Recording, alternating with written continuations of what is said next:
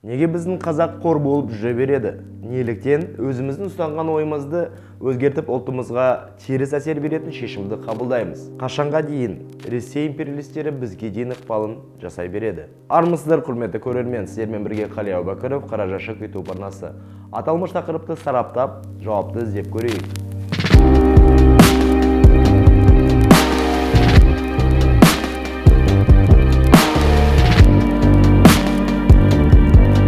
Маусым айының алғашқы демалысында Қазнет қызу талқылауға көшіп, Ресейдің келесі бір жасырын ықпалын даттаған болатын. Атап айтқанда, Қазақстан елі болмаған, оның территориясы Совет одағының сыйлығы деп айтып жүрген Ресей депутаты Молот немересі Никонов Бөкетов атындағы Қарағанды мемлекеттік университет қабырғасында орыс орталығын салтанатты түрде ашылу шарасы өткен. Қарағанды университетінің филология факультетінде жаңа білім беру алаңын құру 2017-2019 жылдары жоспарланған екен. Алайда коронавирустық пандемияға байланысты орталықтың ашылуын кейінге қалдыруға тура келді. Қарағандыдағы орыс орталығы Ақтөбе мен Алматыда орталығымен қоса Қазақстандағы орыс әлемі қорының үшінші орталығына айналмақ. Оның ашылу рәсіміне Қарағанды мемлекеттік университет ректоры профессор Нұрлан Дулатбеков пен Нұрсұлтандағы Россотрудничество өкілдігінің басшысы Алексей Караченко қатысты. Русский мир қорының атқарушы директоры Владимир Кочин рәсімге қатысушыларға бейне сәлемдеме жолдады. Біздің еліміздің халықтары ортақ тарих пен болашақ дамудың бірлігін көрсеткен Қарағандыдағы орыс орталығының ашылғанына өте қуанышты. Қазақстан заманауи дамыған мемлекет ретінде мәдени байланыс пен дәстүрлі орталықтарды қалыптастыруды жалғастыруда. Алайда, Қарағанды университетінің Фейсбуктағы парақшасында ақпаратты терістеген хабарлама пайда болды. Мәселен, Александр Пушкиннің туған күніне орай 6 маусымда атап өтілетін орыс тілі халықаралық күні қарсаңында филология факультетінде орыс тілі және әдебиет оқу кабинетінің ашылуы өтті. Өкінішке орай ақпарат құралдары мен әлеуметтік желіде тараған жекелеген ақпарат шындыққа сәйкес келмейді. Университет өкілдерінің айтуынша, орыс тілі және әдебиет кабинеті дәл осы атпен аталатын мамандықты үйреніп жатқан студенттерге арналған. Кабинетті ашу туралы мәселе Ресейдің Қазақстандағы төтенше және өкілетті елшісімен талқылаудан кейін шешім тапқан деп университет өкілдері ақталды. Дегенмен, Ресей мемлекеттік думасының депутаты Вячеслав Никонов басқаратын орыс тілін әлемге насихаттаумен айналысатын Русский центр орталығы 4 маусымда YouTube-тегі парақшасында Қарағандыда орыс орталығы ашылды деп хабарлап, видео жариялаған.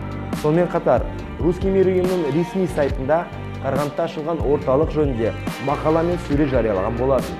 Ал демалыс ішінде осы хабарлама резонанс туғызып, аталмыш сайттағы хабар реттелді. Бірақ мақала өшірілсе де Google тарихында сақталып, нақты дәйектерді келтіріп кетуге болады.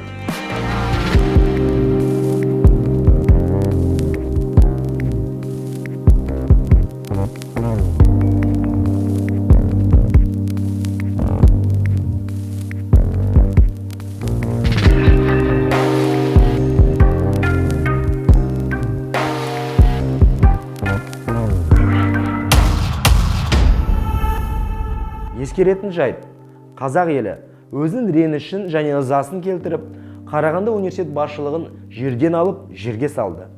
Сонда университет проректоры Бекболат Нүсіпбеков ақпаратты жоққа шығаруға тырысты.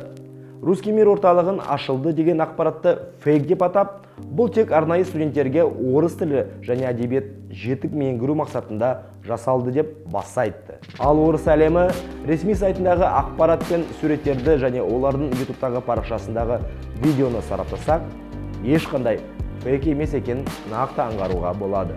Бірақ осыны неге мойындамай жатқаны тағы белгісіз. Нақты айғақтарды құр көзбен терістеу әлсіз әрекет деп айтуға болады. Қорытындылай келгенде, әдеттегідей сұрақ көп, бірақ жауап жоқ. Қалайша, университет басшылығы бөтен елдің елшілігімен үкіметтің батасыз келіссөздер жүргізеді де біздің идеологиямызға, ұлттық болмысымызға теріс шешім қабылдауға кім рұқсат берді?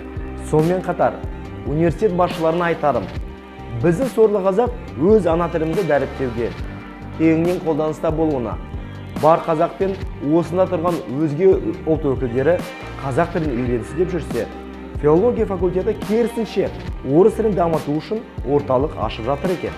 Біріншіден, келісім мен келіссөздер жүргізбес бұрын 100 рет ойланып шешім қабылдау керек еді. Қазағым кезекті рет жайында қалды. Екіншіден, бұл орыс әлемі ұйымына қатысы жоқ десе де, көзге көрінер айғақтар көп. Ол туралы жоғарыда келтіріп кеттім. Айтпағым, ана тілдің қадірін асқақтап, өзге ұлт өкілдерінің өзін қазақ тіліне үйрететін заман келді. Алдыналар болса, орыс тілін қосымша үйретеміз дейді. Осы жағдайдан біраз басшылар сабақ алып, келесіде болдырмауға тырысу керек.